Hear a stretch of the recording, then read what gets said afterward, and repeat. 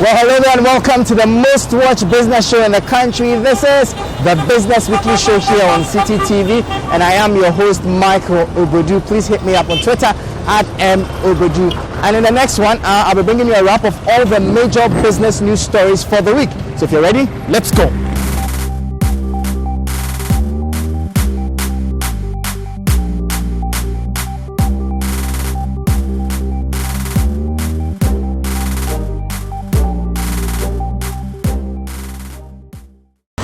MTN Ghana has been in the news recently over its struggling share price on the Ghana Stock Exchange and the rest of the MTN group.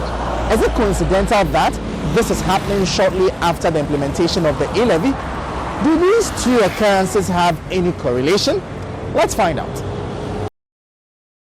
The share price of MTN at the start of the year stood at 1 cedi 3 pesos. By the end of April, it had dropped to 1 cedi, and as at the end of May 26, 2022, MTN share price closed the day on the Ghana Stock Exchange selling for 90 pesos. That represents a drop of about 13% for the year, with about 10% of the decline taking place since the e-levy was implemented. This has led many to attribute the drop in the share price of MTN on the local bears to the implementation of the e-levy. But responding to a question by Citi Business News during an interaction with the Ghanaian media on the role that the e-levy has played in the fortunes of MTN on the local bears, Group CEO of MTN, Ralph Mupita, said the issue of the dip in the share price was group-wide and blamed the development mainly on indiscriminate selling off of emerging market shares by investors in developed markets due to the current economic challenges in places like Africa. On the share price, we can't give you a guarantee the share price won't go down. What we can give you a guarantee is that we will do our best to deliver shareholder value through the medium-term guidance that we are, have committed to shareholders. And his medium-term guidance, Salomia, is high teen service revenue growth. So if he doesn't deliver that, then you have a problem with him. But the share price is driven by all sorts of factors, and I'll argue that the two biggest ones that are driving it are the following. There is a global sell-off of emerging markets. I see it in the group share price. Mm-hmm. The group is doing well, but the share price is coming down. Yeah. So there are big portfolio investors, particularly in developed markets, who are just selling emerging markets indiscriminately. They're not looking at quality stocks or bad stocks. They just say sell. There's a sell decision. The second is dollar strength. Is as a consequence of the Ukraine-Russia crisis, there's a flight to safety which goes to the dollar. So investors again are being indiscriminate. So for sure it pains Salom, it pains me to see the share price coming. But if I stress about that more than I stress about rolling out networks, I'm not doing my job. But shareholders ultimately understand value. And what might be short term now, I think we'll see the share price recover to reflect its fair valuation. Mr. Mupita also added that despite the challenges with the Ghanaian economy, especially with high inflation, MTN will continue to make significant investments and support the government in its development agenda. Conditions do not reduce our appetite to invest.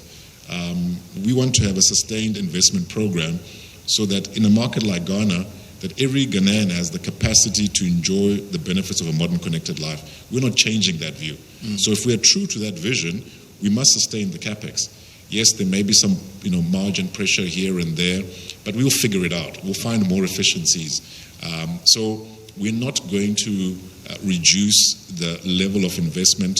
Whatever investment commitments we've made, and we've made many commitments to stakeholders here, we are going to meet those to ensure that we build the digital infrastructure for the progress of Ghanaians, and to make sure that we align ourselves to nation-state programs like the Ghana Cares program. We have a very important role to play. So we see ourselves as partners for progress, and we will work with the government. We may begin to experience an increase in the lending rate of banks in the country because the Monetary Policy Committee of the Bank of Ghana has increased the policy rate to 19%. What could be the reason for such a move, especially during such tough economic times? The Governor of the Bank of Ghana, Dr. Ernest Addison, has been explaining. The monetary policy rate, which is of keen interest to businesses, signals the rate at which the central bank will lend to commercial banks. It also subsequently influences average lending rate on loans to individuals and businesses. The key rate at the start of this administration in 2017 hovered around 25.5%.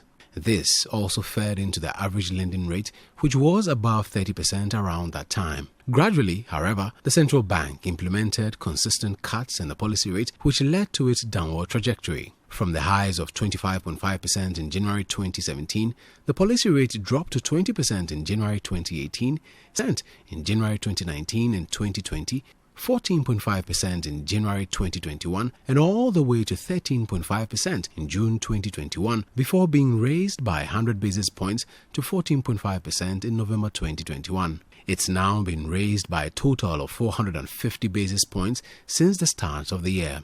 In his address to the media, Governor of the Central Bank, Dr. Ernest Addison, noted that risks to inflation are on the upside, hence the need to take a decisive stance to address current inflationary pressures. The heightened uncertainty surrounding the inflation dynamics has weighed heavily on the domestic environment and significantly depressed business and consumer sentiments.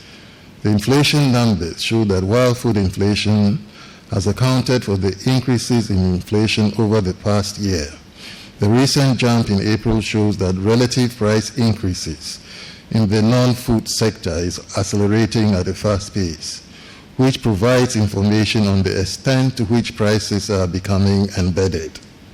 The bank's latest forecast shows a continued elevated inflation profile in the near term, with a prolonged horizon for inflation to return to the target band. Inflation expectations by consumers, businesses, and the banking sector have also heightened. The risks to inflation outlook are on the upside and emanate from the availability of inputs for food production, imported inflation, continued upward adjustments in export petroleum prices and transportation costs, possible increases in utility tariffs, and potential wage pressures. The second round effects of these administered price adjustments would further amplify inflation pressures in the outlook. These considerations show that with a strong rebound in growth and the closing of the negative output gap, the balance of risk is clearly on inflation. The MPC took the view that it needed to decisively address the current inflationary pressures to re-anchor expectations and help foster macroeconomic stability. On the basis of the above assessment, the committee decided to raise the policy rate by 200 basis points. Dr. Ernest Addison has meanwhile defended the inflation targeting framework being used by the central bank, saying it has served Ghana well. Some stakeholders, including the Institute of Economic Affairs, recently questioning the framework, saying it cannot provide a lasting solution to the country's inflation problem, hence must be reviewed. But according to Dr. Addison, the framework has been effective so far. The governor, meanwhile, noted that in support of the efforts of the central bank, broader efforts are needed on the supply side to effectively curb the rise in inflation. We are not denying that there are supply side factors also at play. You look at what is happening on energy prices, right? You look at what is happening on the food side. These obviously are also areas where we need broader, efforts to try to manage the impact of, let's say, food production, for example, on our consumer basket. Still on the governor of the Bank of Ghana, he is confident that even though Ghanaians are likely to experience heightened inflation rates for the rest of the year, the rate is likely to return to a single digit by next year. Exactly a year ago, that is May 2021, the national inflation rate stood at 7.5%. This rate was the lowest recorded in about a decade. Since that record low, inflation has recorded a consistent rise for 11 straight months, climbing all the way to 23.6% in April 2022. Between March and April 2022 alone, inflation jumped by over 4 percentage points. Responding to a question by Citi Business News on whether or not inflation has peaked, Governor of the Bank of Ghana, Dr. Ernest Addison, stated that even though inflationary pressures persist, he expects the rate of increases to taper off. We do not expect to see another jump in the headline inflation rate, similar to what we had seen in April. Right, so it's not so much a question of peaking, but the rate of increases in inflation we expect to taper off. So, yes, we are very much aware of what is in the horizon regarding utility prices and transportation prices and all that. But I don't think even that would justify the kind of jump that we have seen. I think it went from 19.1 all the way to nearly 24. That's a big jump, and it will be surprising if that repeats itself. I think this is the point that we were trying to make. So when should Ghanaians expect to see the inflation rate in single digits like they enjoyed in the early part of 2021? According to the governor, we will have to wait till 2023 to see the rates drop to within the medium-term target band of 8 plus or minus 2%. I think that's a very critical question. If you look at our inflation forecast profile, we expect that inflation would get back into our target zone sometime in 2023. It means that you would still see heightened inflation rates between now and then. The pressures would probably only fade out gradually. And it is a difficult time for all of us. Inflation is a canker. It affects the poorest most. The poorest households are the ones who feel it most. And this is why the MPC had taken the decision to decisively do all that we can, using the tools that are at our disposal to bring it down as quickly as possible. Some utility service providers in the country had a while ago suggested an upward adjustment of their tariffs. They argued that it had become necessary to sustain the operations. Whatever their intentions may be, for businesses in the manufacturing sector, an increment in utility tariffs will be counterproductive for them. 2 weeks ago, the Electricity Company of Ghana, ECG, and the Ghana Water Company Limited were in the news over their demands for an upward adjustment in tariffs. ECG justified its position, stating that it would help drastically reduce losses in its operations. It assured that if the proposed 148% increment in tariffs was approved, the company will not adjust tariffs above 10% year-on-year for 5 years. In justifying its recent demand for a 343% tariff increment, the Ghana Water Company Limited also said that the income generated from the current water tariffs was not adequate to support its expenditure. However, these proposals were widely criticized by various groups and individuals. Speaking to the media on the sidelines of the West Africa Business Excellence Awards ceremony, Chief Financial Officer of arguably the largest iron steel industry in the sub-region, B5 Plus Limited, Chapalathi Raul, stated that any increment in tariffs could be dire for businesses in the manufacturing sector. Already with the currency, we are having a big problem. The currency is depreciating at a very faster pace. It's not good for an economy like Ghana because it's a primarily import economy. I am also under the impression that the interest rates are going to be revised. So if the interest rates are going to be revised, the inflation is at a high rate. The currency is depreciating like anything. On the top of it, if you are going to increase the tariffs, then I think it will be really very tough for businesses like us and other manufacturing units to sustain. I hope the government and other people will take cognizance of this, and they will take enough measures to make sure that we can curtail these things. He further added that ensuring regular and affordable power is very instrumental for businesses like his and hoped the development could be addressed soon. No, it is very tough. Like, for example, we are a power manufacturing, we are into steel manufacturing company. A company like us, right, which needs, we have a plant in in Pram. We need 100 megawatt power. Already the power that we are getting is hardly 32 megawatt. That doesn't suffice actually. Okay, if we have a massive expansion plans, if we want to feed our factories, definitely we need a continuous supply of power, and power at a very, very reasonable cost. Already the power what is being supplied to us by ECG is is very fluctuating. We don't get the enough power what we require, right? We have an MOU with Gridco and VRA to make sure that we have a dedicated line where there is a supply of power. We are working towards that. But if this is the news which is coming that the tariff, as you said, is going to increase 300%, definitely it's not going to be in anybody's interest. So we need to seriously introspect the rates and see what best can be done in the given situation. While some businesses are calling for tariffs to remain the same, others like the Ghana Commuter Drivers Association also want some levies scrapped.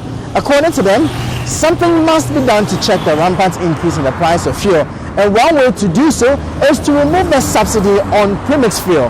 They believe this will create a level playing field while slightly reducing the price of fuel in the country. The government, as part of efforts towards ensuring fisherfolk are able to purchase premix fuel, introduced a subvention in 2015 under the Price Stabilization and Recovery Levy. But not everybody thinks the policy is still relevant with the present volatilities on the global oil market. Speaking to Citi Business News, Chairman of the Commuter Drivers Association, Charles Danso, believes the intervention is discriminatory. It's been a cheating in some way, because we could see that maybe it is being political or something of that sort. Because if you don't subsidize yam or tomatoes, why do you subsidize premix? Or because we could see that they have not even regulated the fishermen to sell maybe a tuna to maybe 10 cedi, or they have not given them a price to sell. So how could you say you subsidize for the taxi driver and the truck driver to pay for that thing? So it's very cheating. So we've now learned something from the MP, which we are seeking that the government should repeal that thing, and then they should buy it and then sell their fish, as we are also struggling. He further stressed that the policy must be scrapped as it was biased, especially when businesses continue to grapple with the current impact of the constant hike in fuel prices.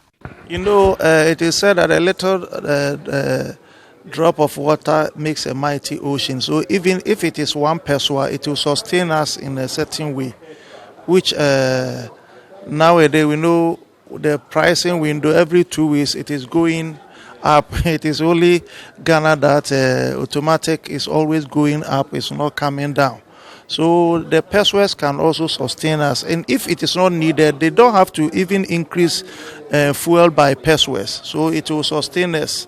So that's what we are saying, that they should look into it and then repeal that law, and then they should let the fishermen also buy at the pump as we also do. Of what use is a report when it is not readily available to those who really need it? These are the assertions of the Ghana LPG Operators Association, which is calling on authorities to make public reports on gas explosions in the country. The group argues that, for instance, about 5 years since the Atomic Junction gas explosion, the cause of the incident hasn't been made known. How then can they prevent such a situation from happening again? Very, very important, because we don't know what caused the atomic energy fire. Human error, mechanical error, we don't know. This report has been on government shelves for how many years now? 4 years plus. We are the industry players. we are LPG operators, of which I am the president. I don't know. I've never seen the report. How do I tell my people that ABC caused the fire at Atomic? So let's avoid ABC. We don't know. They keep it to themselves, either at the presidency or at the National Service, Fire Service Secretariat. We don't know.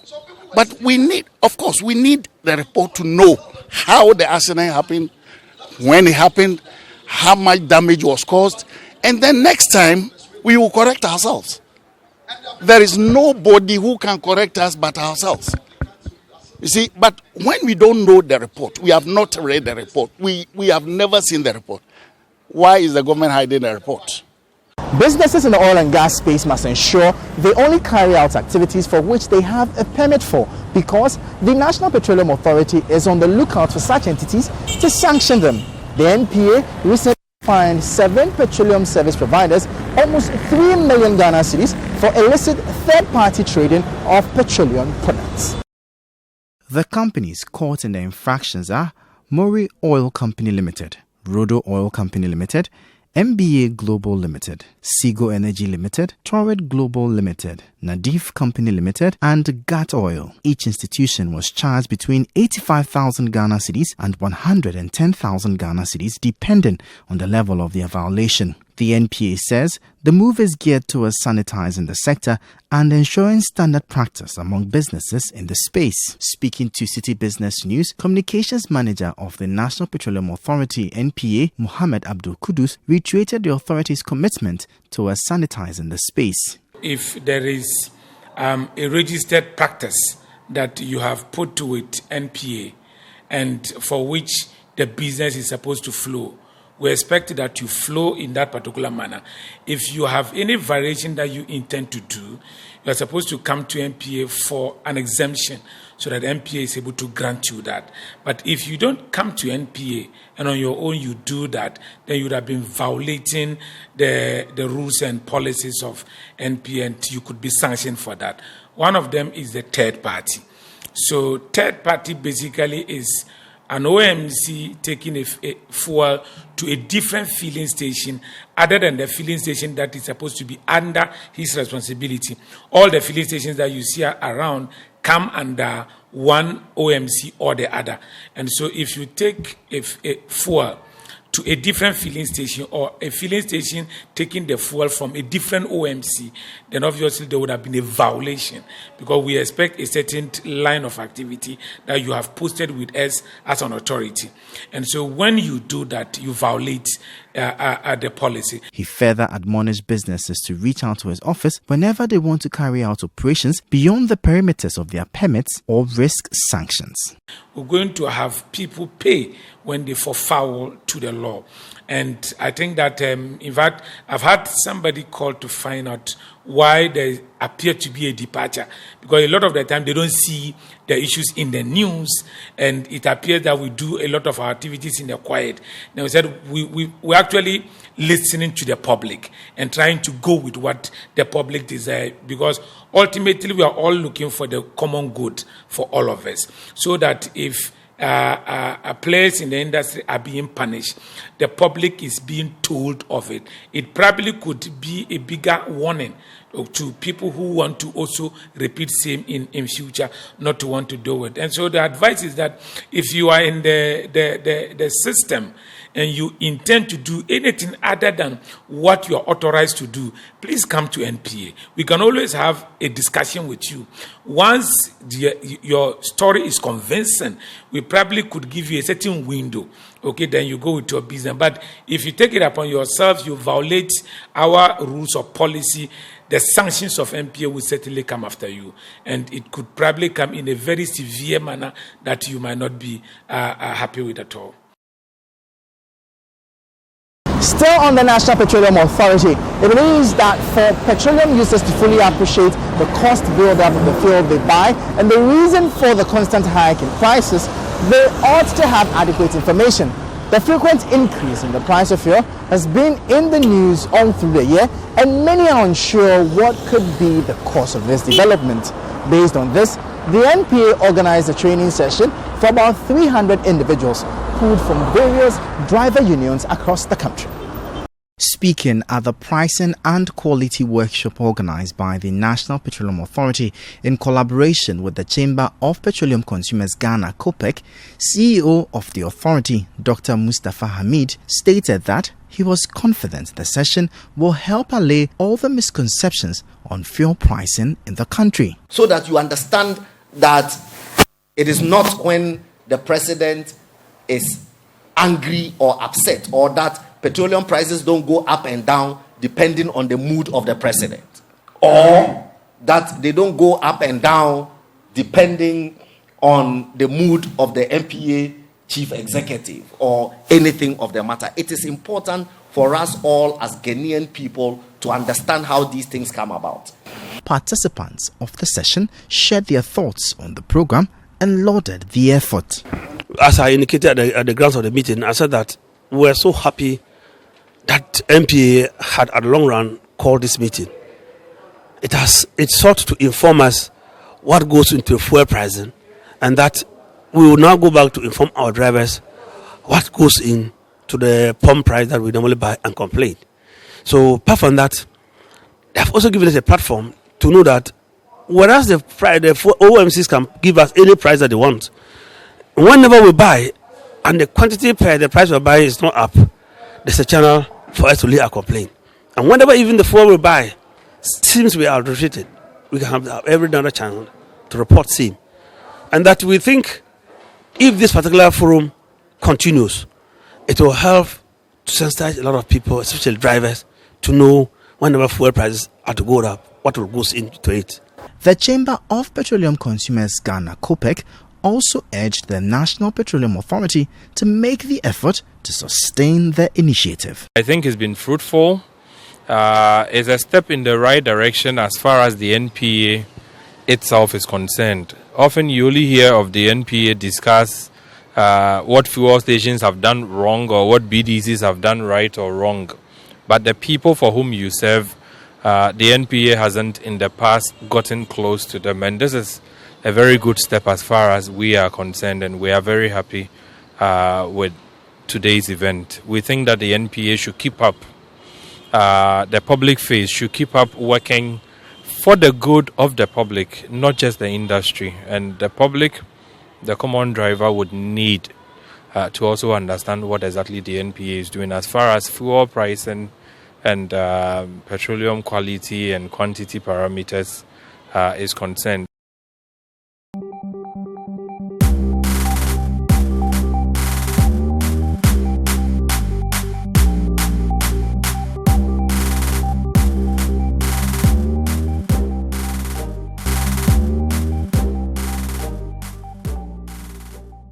How will you feel if after investing with a company for about 6 years and you're not able to receive your money when you need it? There was some drama at the Ghana Life Insurance Company Limited as some disgruntled customers accused the company of delaying the payments of their matured insurance policies. Joel Ayete is a teacher, and until April this year, he was holding an insurance investment policy known as the Master Plan Policy for 6 years with the Ghana Life Insurance Company Limited. According to him, he is expecting to receive about 13,000 Ghana cedis from the company. Ghana Life Insurance Company Limited has been operating as a life insurance firm in the country since 1980 without any issues, offering products such as their educational, funeral and retirement policies, as well as their master plan investment policy, among others. But according to Mr. Ayete and some other policyholders, the company has been employing delay tactics with the payment of the matured policies. Let's hear from some of them. I came on the 1st of April 2022. That is my insurance, that is my master plan matured on that day. So they gave me an appointment. That is 12th of May 2022. I was there and they rescheduled. They gave me a text message, SMS. They rescheduled the appointment date from 12th of May 2022 to 25th today, 2022. I came and for them to give me my check, they gave me a post-dated check, almost 2 months from now. that is 11 July 2022, before I can even go and pay in my check. Why is that? I think that's a delay status. It's a delay status for them to, because it matured in 1st April 2022. Almost 2 months now, and they are giving me another 2 months before I can get my money. The whole problem is, in fact, the prolongment of paying the distance is the problem, because paying the maturity is the problem, because a lot of people came here. My distance ended on the 1st February, and I came here. They give me 11th May. 11th May, I had a distance SMS that the distance will be. I should come on 25th today. I came today. They give me the check. The check that I give me, I showed that they did meaning on the 11th July. Before I can go and pay the check into my account and then redraw the distance. In fact, it's very bad. According to them, the delay in the payment of their matured claims is causing major issues in their lives, and are thus calling on the National Insurance Commission to intervene to ensure they receive their funds. I just don't understand if the National Insurance Commission can do something about this to put them in order, because we need money in the system. It's my own money. I contributed for good 6 years. My own money. I contributed for good 6 years since 2016. I need my money. You can't be dilly-dallying me with my own money like this. No. If I had an admission and I need the money to pay at the University of Education, Winnipeg. So what's happening? If without the money, where am I going? It means I just went there to deceive them. If they can, they can help us to get our money quick for this to help us, because we have a lot of things to do with the money. So if they can help us to get our money earlier, we'll be happy. I'm expecting something good to do something. Yes, my one school fees too is there. They open school and then I have to pay the and my son is writing BEC. I have to pay the registration fee. All those this is there. So I have, in fact, things are wasting. When Citi Business News contacted management of the company, they admitted to the issue of delayed payment, but stated that it was due to the ongoing recapitalization exercise, which originally required all insurance companies to recapitalize by December 2021, but has since seen the date shifted to end of May 2022. According to the company, inability to meet the 50 million Ghana cedis by December last year placed them under enforcement action, which barred them from selling insurance policies, hence affecting their ability to raise revenue and service matured claims. The company assured that efforts are being made to resolve the challenges with claims payment, including capital injection from shareholders and an ongoing merger exercise with another company, which should conclude soon. We turn our attention to the African Continental Free Trade Area, as the Secretariat has successfully secured a $1 billion investment from the African Export-Import Bank to strengthen the continent's industrial development efforts and boost intra-African trade. This, according to the Secretary General of the Secretariat, Michael Ogbodu, is to enable the development of priority value chains in the various participating countries. According to the Secretary General of the African Continental Free Trade Area, AfCFTA Secretariat, his outfit had identified 4 priority value chains, namely the agro-processing industry, automotive sector, pharmaceutical area, and transport and logistics that need to be harnessed in Africa. It is for this reason that the Secretariat has secured a $1 billion investment to finance these projects. Michael Ogbodu was speaking at the welcome ceremony organized for the President of the United Republic of Tanzania, Samia Suluhu Hassan, upon her visit to the AfCFTA Secretariat in Ghana. To further strengthen your industrial development efforts and to boost intra-Africa trade, the AfCFTA Secretariat has identified 4 priority value chains: agro-processing, the automotive sector, pharmaceuticals, and transport and logistics.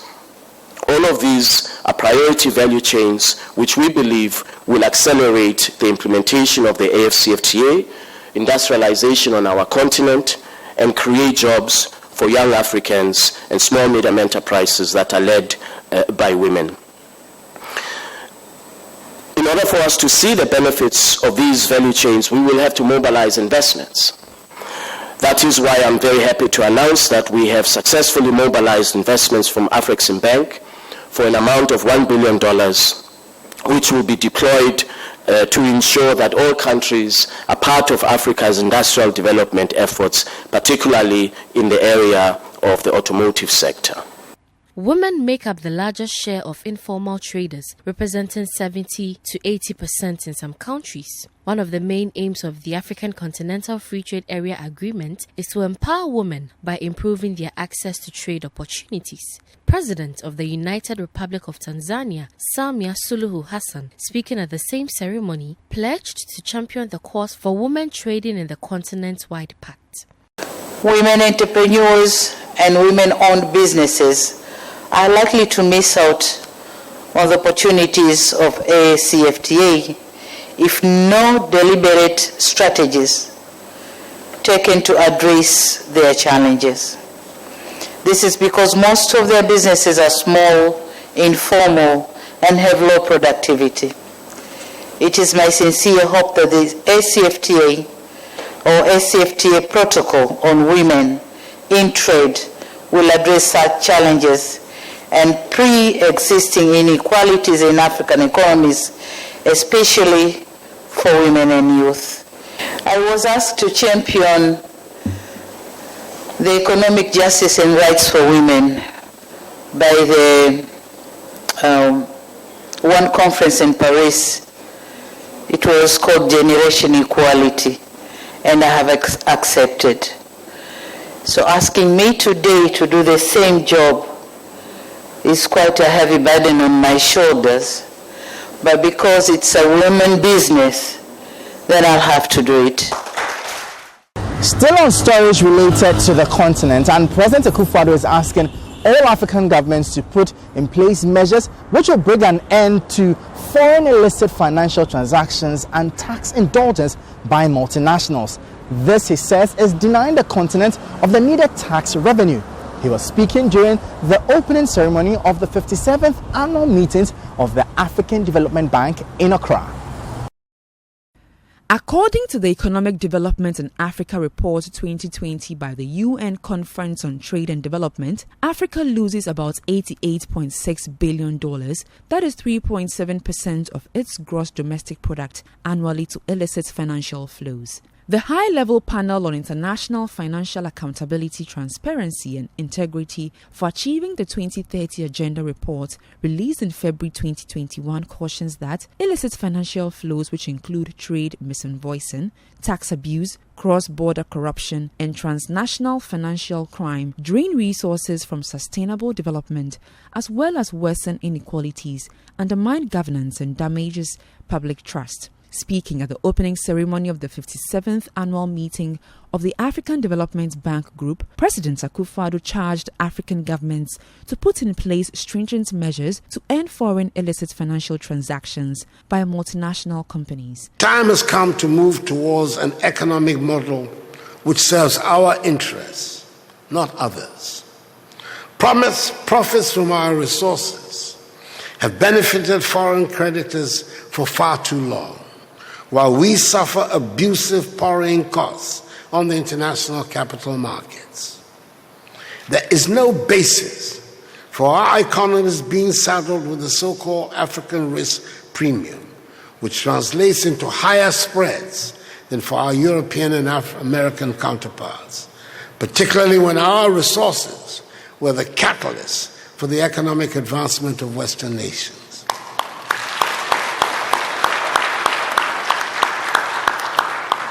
It is time we work to address and remove the structural barriers to our development. And we must also deal with tax dodging and illegitimate commercial transactions by multinationals, which account for 60% of the $88 billion United States dollars of illicit financial outflows from the continent annually, and other relationships which inhibit our development. Finance Minister Ken Ofori-Atta urged the bank to leverage the African Development Fund's balance sheet to raise additional capital for Africa's development. According to him, the bank must put in place measures to ensure that no financial institution has a deeper foothold on the continent other than the African Development Bank. In designing our continent's response strategy, we must build from our innate resilience and strengthen partnership. Africa Development Bank's focus here must therefore be guided by advancing progress across a number of pillars, digitalize our society, realize the potential of raising innovative climate financing, explore possibilities to scale up social protection programs, bring greater transparency to the methodologies of rating agencies, make progress on SDR rechanneling, and use the AfDB as a conduit for deploying SPRIAs on the continent, and leverage the ADF's balance sheet to raise additional capital for the continent. We must remedy a situation where any financial institution, including the Bretton Woods, has a deeper foothold on our continent than our own Africa Development Bank. President of the African Development Bank Group, Dr. Akinwumi Adesina, assured that the bank under his leadership will continue with many of its investments aimed at ending hunger on the continent. He bemoaned the negative effects of climate change on the continent and its impact on food production, which has been a challenge for many. Climate change is simply short-changing African economies. Africa suffers $7 to $15 billion per year in losses to climate change, which are projected to rise to $40 billion per year by 2030. Africa has no choice but to adapt to climate change that it did not cause. To support the continent in doing so, the African Development Bank has doubled its financing for climate to $25 billion by 2025. Without any doubt, the African Development Bank is the leader on climate adaptation in Africa and globally.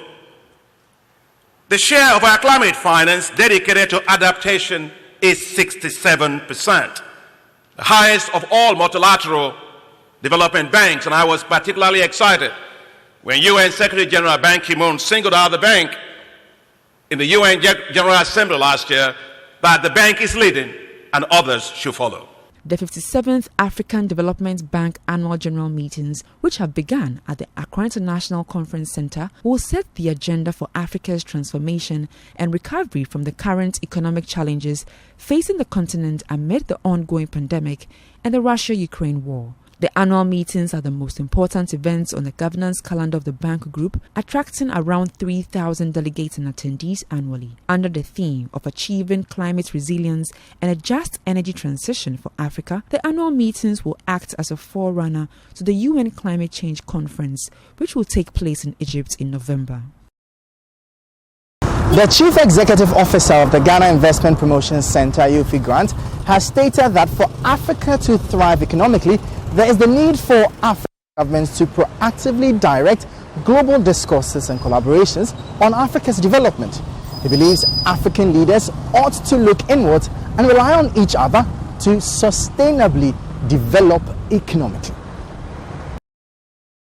Sub-Saharan Africa's success in the global market rests on deepening regional integration to scale up supply capacity and build regional value chains. The establishment of the African Continental Free Trade Area Agreement presents opportunities to boost intra-African trade, strengthen the complementaries of production and exports, create employment, and limit the impact of commodity price volatility on participants. It is for this reason that the Kwehu Summit on Africa's Prosperity is being organized. The summit is a strategic platform where the movers and shakers of Africa's economy will elevate the objectives of the AfCFTA from ambition action. Chief Executive Officer of the Ghana Investment Promotion Center, Yofi Grant, speaking at the launch of the summit, emphasized the need for African governments to proactively direct global discourses and collaborations on Africa's development.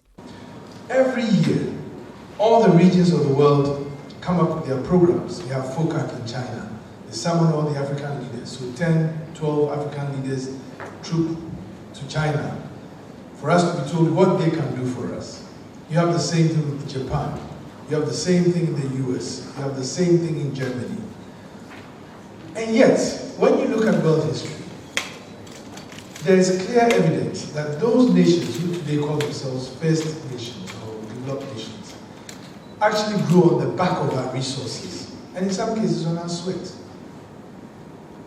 And yet we go to their countries to listen to what they have to tell us. I think it's about time that we reversed it. Let's do our own situation where we bring them to here, to the continent. Minister for Information Kojo Ponkrumah expressed optimism that the Kwehu Summit will challenge Africa to do more. If you pay attention to the conversations, the thought leadership conversations that go on all over the world, in Asia, in the Americas, in Europe, in Africa, you find that there are some parts of the world where more time is spent talking and discussing, stimulating conversations about what is possible, what can be achieved if we stretch our minds a bit more, if we strive a bit more. And then there are some other parts of the world where a lot of time is spent bringing ourselves down in our conversations.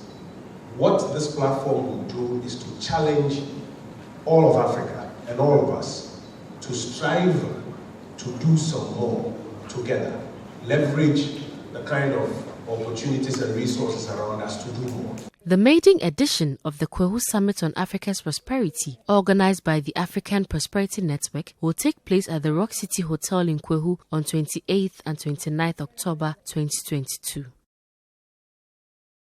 As the conversation of global food security wages on, Africa can be confident that it will be able to avoid a looming food crisis in the coming months. This is because the African Development Bank has assured of the introduction of more initiatives to boost food security on the continent. The war between Ukraine and Russia has led to a rise in food prices, especially for commodities such as wheat, maize, soybeans and other grains which many African countries rely on for their staple food. With the disruption of food supplies, Africa now faces a shortage of at least 30 million metric tons of food. To tackle the disruption of food imports, the Board of Directors of the African Development Bank last week approved a $1.5 billion African Emergency Food Production Facility to support 20 million farmers to produce 38 million metric tons of food. The plan seeks to avert a looming food crisis in Africa. It is anchored on the provision of certified seeds of climate-adapted varieties to 20 million African farmers. The African Development Bank will, among other things, provide fertilizer to smallholder farmers across Africa over the next 4 farming seasons, using its convening influence with major fertilizer manufacturers, loan guarantees, and other financial instruments. Speaking during a media briefing ahead of the start of the 2022 annual general meeting of the bank, President of the African Development Bank, Dr. Akinwumi Adesina, says he is confident that Africa will be able to avoid a looming food crisis in the coming months. As a result of this war. Because Africa, 30 million metric tons of food, of wheat and of maize will no longer be coming from Russia or from Africa. That's a lot of food. So Africa right now faces a looming food crisis as a result of this Russian war in Ukraine. Russia is far from here. Ukraine is far from here. The impacts of it are right here. Again, in the middle of all of that, the African Development Bank stepped up. And we are showing incredible leadership to tackle this new challenge and to ensure that Africa does not experience a looming food crisis. I am not scared. The 57th African Development Bank annual general meetings, which have begun at the Accra International Conference Center, will set the agenda for Africa's transformation and recovery from the current economic challenges facing the continent amid the ongoing pandemic and Russia-Ukraine war. The annual meetings are the most important events on the governance calendar of the bank, attracting around 3,000 delegates and attendees annually. Under the theme of achieving climate resilience and a just energy transition for Africa, the annual meetings will act as a forerunner to the UN Climate Change Conference, which will take place in Egypt in November. In the wake of a global fertilizer shortage, the Minister of Food and Agriculture, Dr. Owusu-Efiri-Akoto, has reiterated the need for stakeholders in the agriculture value chain to move into large-scale production and adoption of organic fertilizer. According to him, this will help prevent the overdependence on imported inorganic fertilizer and sustain the country in the wake of the shortage. Farmers have for some time now been worried about the inability to get enough fertilizers for their production, as well as the high price of the available ones. This has been occasioned by the shortage of inorganic fertilizers in Ghana due to the current war between Russia and Ukraine. The shortage of fertilizers has also impacted the price of food items, which has pushed the national inflation in the country to 23.6% in April. The farmers have asked the government to find a lasting solution to the problem. Some local fertilizer producers on Tuesday met with the Minister of Food and Agriculture, Owusu-Efiri-Akoto, to look at ways of producing more organic fertilizer to solve the current situation. They also looked at ways of ensuring that any organic fertilizer produced in the country meets the quality standards of farmers in the country. Some of the local fertilizer producers indicated that the cost of production is a major reason why they are unable to meet the demands for fertilizer in the country.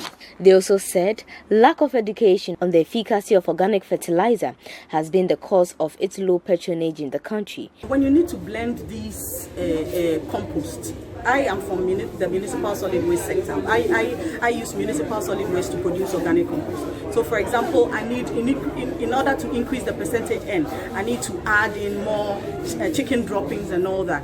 Considering the bulk density of these materials, sometimes transportation of all these, even farm biomass on your site is very expensive because you look at it and then it's voluminous, but in terms of weight, it's just a little.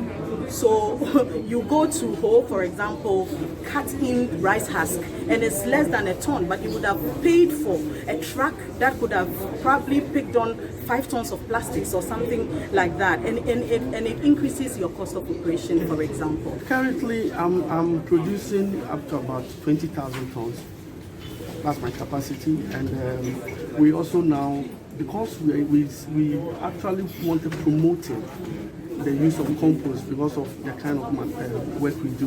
We actually recover the organic material from the waste, the household waste, and we are now complementing it with the use of agricultural waste to increase the volumes.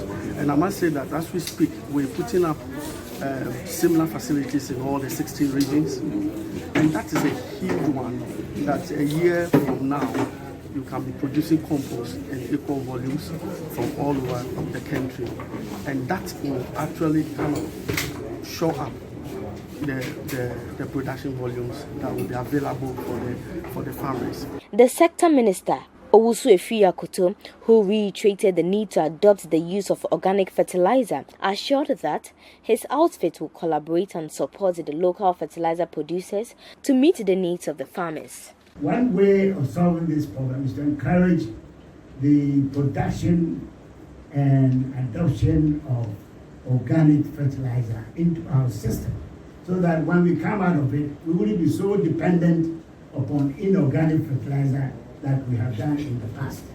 And I think that the figures that I've had, I'm going to get a report from my senior officials here after this meeting. If you put it all together, we could do a significant amount of organic fertilization. And that should go into our planning, if not immediately for this year, definitely for next year. We are, between now and then, we are going to have a close collaboration with you to see how we maximize your businesses to help us to bridge the gap.